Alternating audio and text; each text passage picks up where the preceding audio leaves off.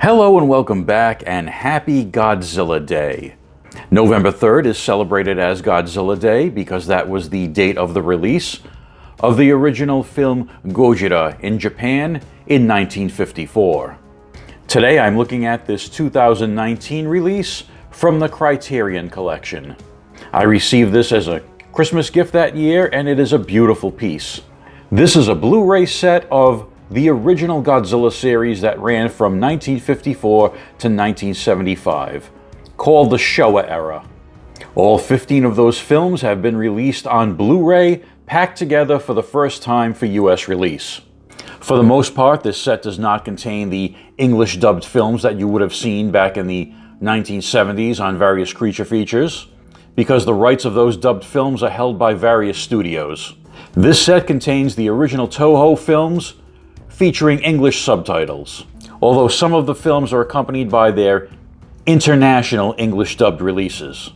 The two exceptions would be the original film, which was retitled Godzilla King of the Monsters, and released in the US in 1956, with new scenes inserted starring American actor Raymond Burr.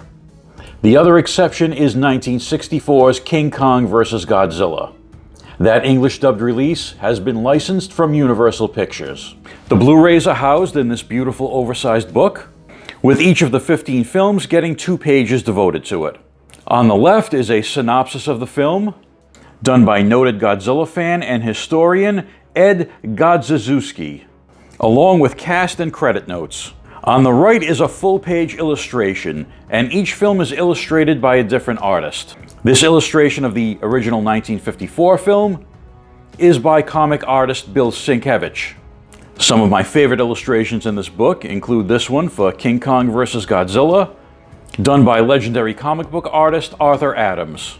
This beautiful illustration of Ibra, Horror of the Deep, aka Godzilla vs. the Sea Monster, done by Simon Gain. This beautiful stylized illustration of Destroy All Monsters, done by Sophie Campbell. A very cool Godzilla vs. Megalon illustration by Ronald Wimberly. And this beautiful shot of Mechagodzilla about to get tag-teamed by Godzilla and King Caesar from Godzilla vs. Mechagodzilla. This one done by Takashi Okazaki. The back of this book houses 8 Blu-ray discs, which feature all the films and supplemental features. This is a great set with a beautiful presentation, and at the time of this recording, this set is readily available on the secondary market. Price would depend on the condition of the set, but the prices I've seen are not egregious markups, so if you're a fan of these films, this set is very attainable. As I was preparing this video, it occurred to me that a lot of viewers on my channel are not hardcore Godzilla fans, and may not know why this series of films is called the Showa era. Getting into the Godzilla franchise can be a daunting task. With a 70-year history that includes well over 30 feature films and 3 television series. So what follows is going to be a primer on the history of Godzilla in movies and television, which breaks down all the different eras of Godzilla and puts them in context. So a couple of notes before we begin. This video will not include comic books or manga. I may tackle that in a different video. Also, for any longtime Godzilla fans that might come across this video, this is meant to be a primer for people that are just getting into the Godzilla franchise. So it's possible some of your favorite details or minutiae about certain things are left out. That doesn't mean I forgot them. I just didn't want this to be a 3-hour video. So let's begin.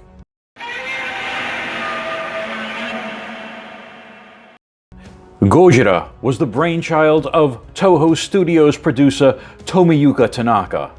Tanaka had read about an incident that occurred on March 1st, 1954, involving the crew of a Japanese fishing vessel called the Daigo Fukuryu Mara, or translated, the Lucky Dragon No. 5. The crew of this fishing vessel was affected by the fallout of a US hydrogen bomb test at a place called Bikini Atoll. Although the US had warned vessels to stay out of a certain radius around the test, the blast was 2.5 times greater than the scientists had anticipated. So even though the Lucky Dragon No. 5 was well out of the anticipated blast radius, they were still hit by the radioactive fallout. The 23-man crew returned to Japan, all exhibiting signs of radiation sickness, and tragically, one crew member did pass away from radiation poisoning. This was a huge international incident at the time, with the US having to pay out reparations to the affected families. When Tomiyuki Tanaka read about this incident, he wondered what if it wasn't a bomb, but a monster that had caused such damage. In the year previous, the 1933 giant monster film King Kong was re-released to theaters for its 20th anniversary and did very good box office numbers. Following that, the film The Beast from 20,000 Fathoms, with special effects by Ray Harryhausen, was released in the US and was also a success. The plot of The Beast from 20,000 Fathoms concerned a prehistoric dinosaur that was awakened by an atomic test. All these things combined inspired Mr. Tanaka to come up with the idea for Gojira. The name Gojira is a portmanteau of two Japanese words, Gorira, meaning gorilla, and Kujira, meaning whale. The team that was assembled to create the film Gojira would influence the growing genre of giant monster films for decades to come. This team included director Ishiro Honda, special effects director E.J. Tsuburaya, film score composer Akira Ifukube, and suit actor Haru Nakajima. Gojira was released on November 3, 1954 to great success, with the character of Gojira greatly resonating with the people of Japan, as the creature was not only a product of the atomic bomb, but also a victim of it. In 1956, Gojira would be released in the US, retitled Godzilla, King of the Monsters. Not only was the film dubbed into English, but new scenes were filmed with American actor Raymond Burr, who would go on to play the title character in the television series Perry Mason. Burr played a reporter named Steve Martin, who was in Tokyo during Godzilla's attack. This character was added because the film distributors did not think a film with an all-Japanese cast would appeal to American audiences. Gojira would go on to spawn 14 sequels in a series of films that lasted until 1975's The Terror of Mechagodzilla. These films are collectively called the Showa era, so named because they were produced during the reign of the Showa Emperor in Japan. We'll see that several of the Godzilla film eras are named as such after the ruling emperor in the approximate time that the films were created. Godzilla and his monstrous friends and foes would eventually come to be known by Western audiences as kaiju. The word kaiju literally translates to strange creature. Toho Studios created many other kaiju and science fiction films during the Showa era outside of the Godzilla series. These included Rodan, Mothra, Varan, Atragon, King Kong Escapes, Frankenstein Conquers the World, and War of the Gargantuas. These films, along with the 15 films in the Godzilla series, would form a very loosely connected shared universe, which culminated in the 1968 Kaiju Tour de Force, Destroy All Monsters. Throughout the Showa series, Godzilla's personality and appearance changed. He evolved from a destructive force of nature to a begrudging anti-hero that defended the Earth out of necessity, to an all-out heroic character, as the series focused more and more on appealing to children. In 1975, due to diminishing returns at the box office, it was decided to give Godzilla a rest. And just for the record, this is a completely different thing. Different continuity, different franchise, different studio. Gamera and Godzilla have never officially crossed over. Yet.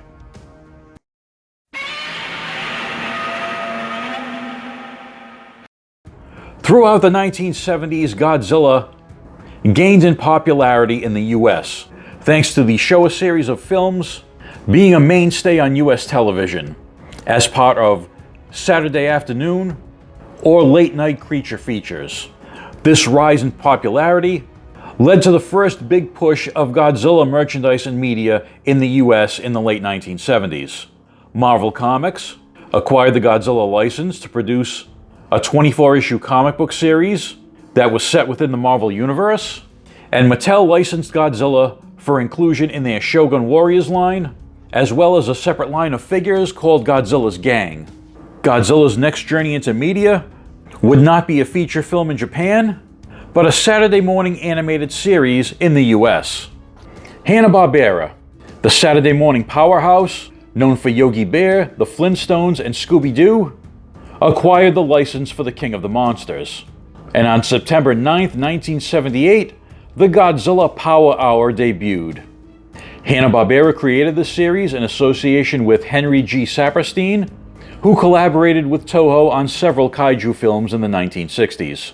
Godzilla would make up one half of the Godzilla Power Hour, with the other half featuring Hanna-Barbera's original character, Jana of the Jungle, who was their version of the Sheena Queen of the Jungle character.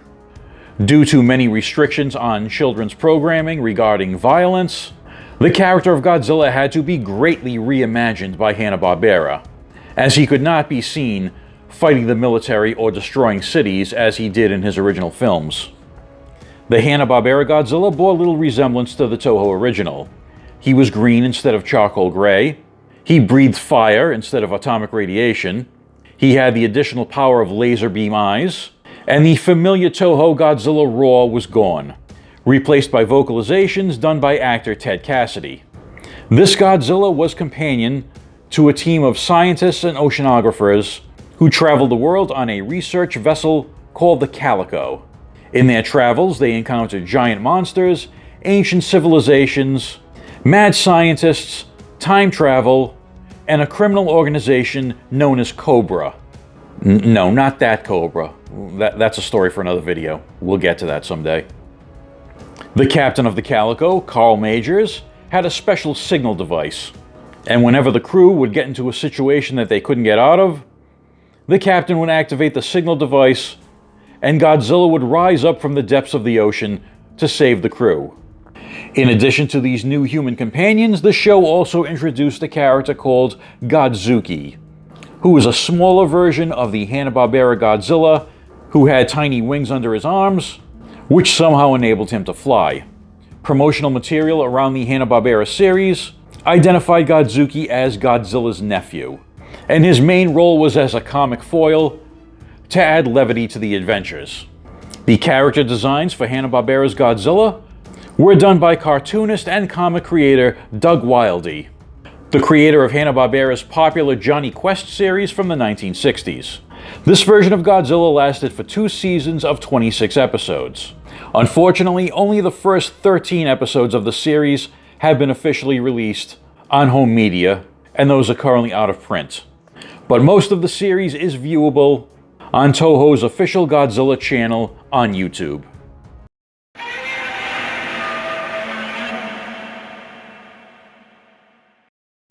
(1984).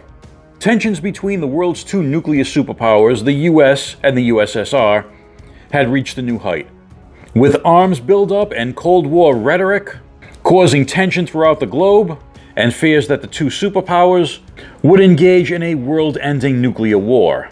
It was into this global climate that Toho decided to bring back the King of the Monsters.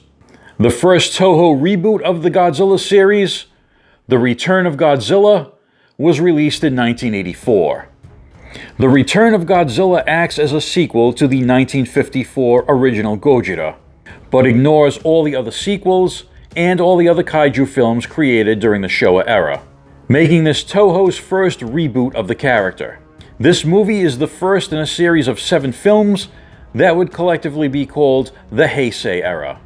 Unlike the loose continuity of the Showa era, the Heisei era had a much tighter continuity, with the events of one film flowing into the next, and Godzilla's character evolving throughout the course of the 7 films. The Heisei era also featured the first recurring human character in the Godzilla film series, Miki Sagusa, played by actress Megumi Odaka. Miki had special psychic powers that allowed her to communicate with and sometimes control Godzilla, and eventually his offspring. A year later, The Return of Godzilla was released in the US theatrically as Godzilla 1985. Scenes of US actors were inserted into the film, including Raymond Burr, who reprised his role as Steve Martin, although these scenes were more ham-fisted and cheap-looking than in the original 1954 adaptation, with the most memorable thing about them being the egregious product placement of the film's sponsor, Dr. Pepper. The Heisei series ended in 1994 with the film Godzilla vs. Destroyer, which Toho widely publicized as the death of Godzilla. And they weren't lying. Due to the amount of radiation that Godzilla absorbed throughout the series, Godzilla went into meltdown and died. But he was survived by his son.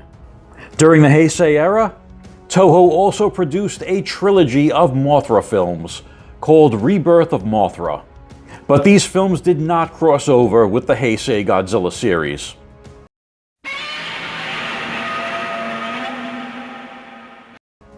I'm sorry, Godzilla fans, we have to talk about this. I know you hate it, but it was approved by Toho, so it counts. In 1998, the first American-produced Godzilla film was released. This film, which was approved by Toho, was produced by Dean Devlin and directed by Roland Emmerich, with the screenplay written by both of them.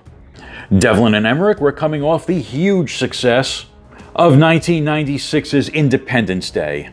From the creators of Independence Day would be heavily featured in the marketing of this film, which was also trying to piggyback on the success of the Jurassic Park franchise. There were major changes done to the character of Godzilla in this film. Instead of a dinosaur, he was an iguana that was mutated by atomic testing done by not America, but by France for some reason.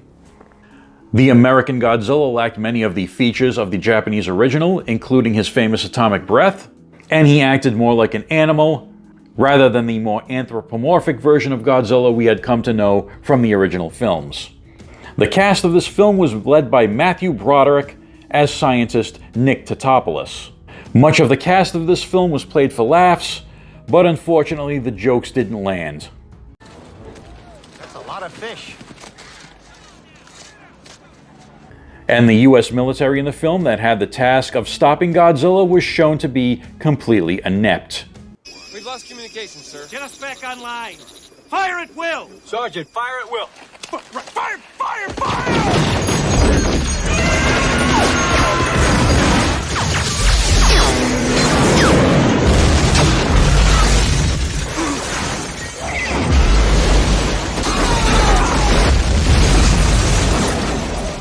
I've got him locked on. Locked on, sir. Target is locked on. Fire the damn missile. Echo, 1 through 4, fire at will. Fire sidewinders.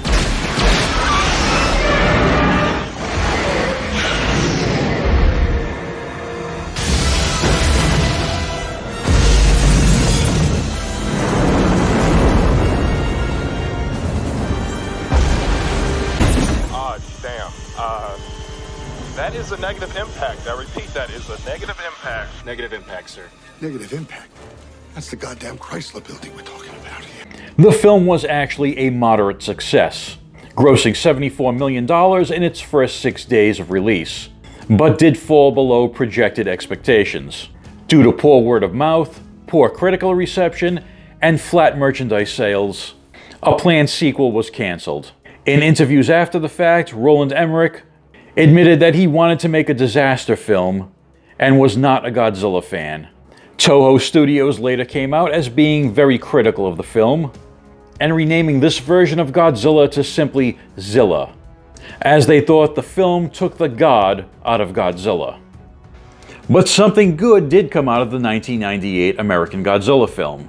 In September of that year, Godzilla the series debuted on Fox Kids. This animated series was a direct sequel to the film, and it improved just about everything that was wrong about the film. In the first episode of the series, the last surviving offspring of Godzilla hatched and imprinted on the character of Nick Tatopoulos, who in the series was voiced by Ian Ziering. When other monstrous mutations appear throughout the world, Nick assembles a team of scientists and troubleshooters called HEAT, which stands for Humanitarian Environmental Analysis Team. He travels the globe investigating these phenomenon in a research vessel called the Heat Seeker. Godzilla usually follows them in their adventures, not to act like a superhero, as he did in the old Hanna-Barbera series, but basically to protect Nick and battle other creatures that he sees as rivals. This animated Godzilla is still portrayed as a giant animal, but with a rudimentary intelligence. Godzilla the series lasted for 2 seasons of 40 episodes, although not all the episodes aired, due to the so-called Pokemon-Digimon War between Kids WB and Fox Kids. And just a brief explanation of that, after Pokemon became such a hit for Kids WB, Fox Kids started airing the Digimon series to compete. Digimon became so popular that Fox Kids would eventually show multiple episode blocks of it on Saturday mornings, which bumped several of its other shows off the schedule, including Godzilla the series. The complete Godzilla the series was released on home media, and although it is out of print, used copies can be found quite reasonably on the secondary market. I highly recommend it as a great action cartoon, not just a Godzilla cartoon.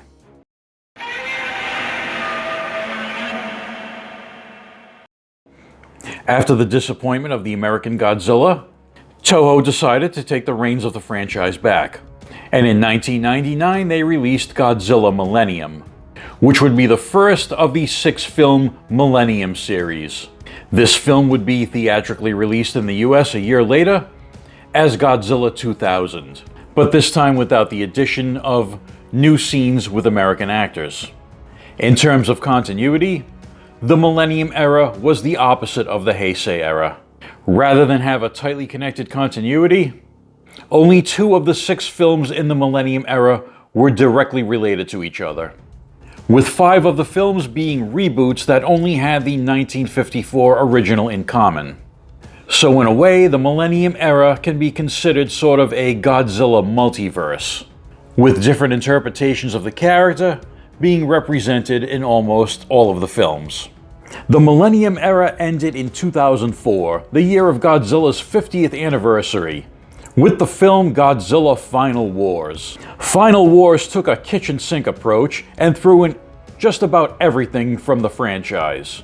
There were over a dozen different kaiju, space aliens, flying submarines, human mutants, crazy fight scenes, and a memorable performance from former MMA champion and Hall of Famer Don Fry in his first acting role, playing Douglas Gordon, the captain of the flying submarine Gotengo. The world is ruined, and the war is already lost. Now it's a matter of pride. It's whether we die hiding or die fighting. Final Wars is a somewhat controversial film in the eyes of Godzilla fans, with some hating it and some loving it. I fall into the love it category, as it is a completely bonkers and entertaining film.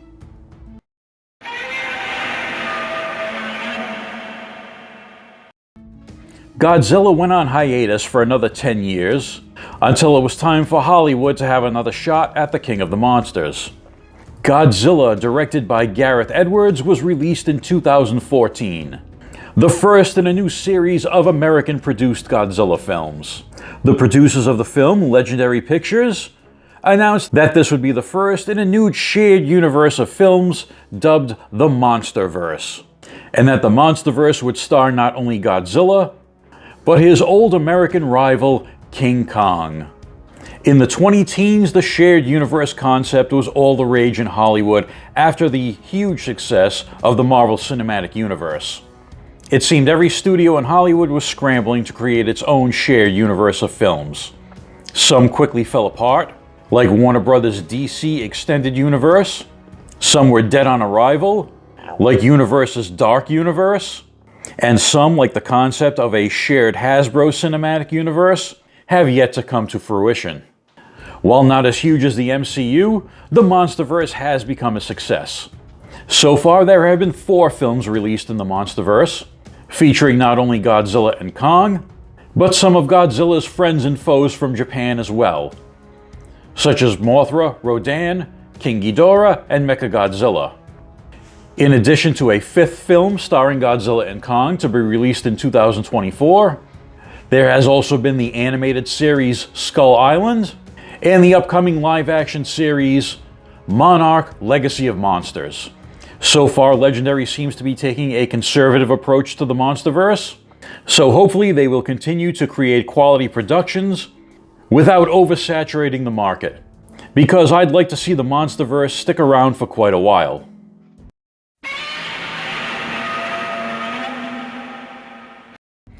In 2016, Toho once again returned to its most famous creation with the release of the film Shin Godzilla, directed by Hideki Anno, the creator of Neo Genesis Evangelion, and Shinji Higuchi. Shin Godzilla was the first production in this current era of Godzilla in Japan, called the Reiwa era. If there is an overriding theme in the Reiwa era so far, it is that of experimentation. Shin Godzilla brings the character into the modern era, with his creation in this film having been informed not by nuclear testing, but by the devastating earthquake and tsunami that hit Japan in 2011. In the aftermath of that natural disaster, there was an accident at a nuclear plant in Japan's Fukushima district. Due to damage from that tsunami striking the nuclear plant, 2 of its reactors melted down, resulting in the worst nuclear incident since Chernobyl. In the wake of the meltdown, tens of thousands of citizens were displaced due to evacuation, and the nearby ocean was contaminated with radioactive wastewater, which was later shown to be affecting the fish population. An investigation into the Fukushima disaster found that it could have been prevented if proper safety measures had been put in place, and if there had been proper government oversight. In the film Shin Godzilla, a new and frankly terrifying version of the King of the Monsters emerges from the ocean to threaten Japan. Throughout the course of the film, this version of Godzilla continues to evolve and display more and more terrifying powers. Much of the film is devoted to how the military and various government agencies respond to the threat, or fail to respond, as the case may be. Shin Godzilla is a critique on how a multi-layered government bureaucracy may fail to protect its citizens in a time of crisis. I'm not sure how many people outside of Japan that would have resonated with back in 2016, but after we've all lived through the absolute global clusterfuck that was 2020, I think we all might be able to relate just a little bit better to that concept. 2017 saw the release of the first of a trilogy of anime films starring Godzilla.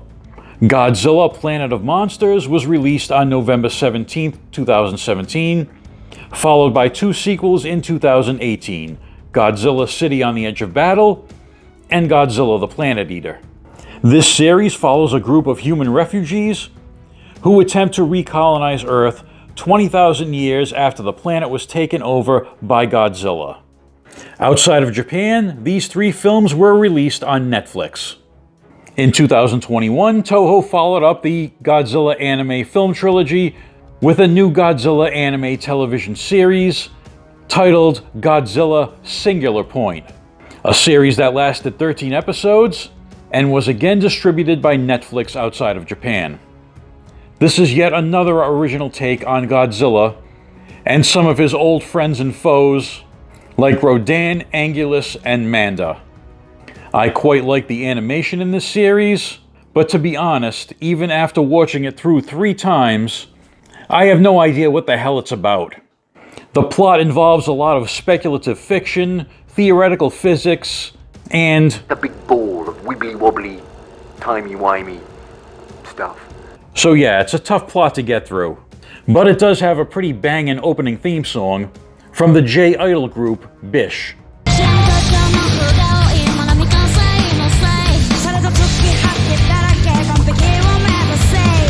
The latest entry in the Reiwa series is due out in December 2023, and it is called Godzilla -1.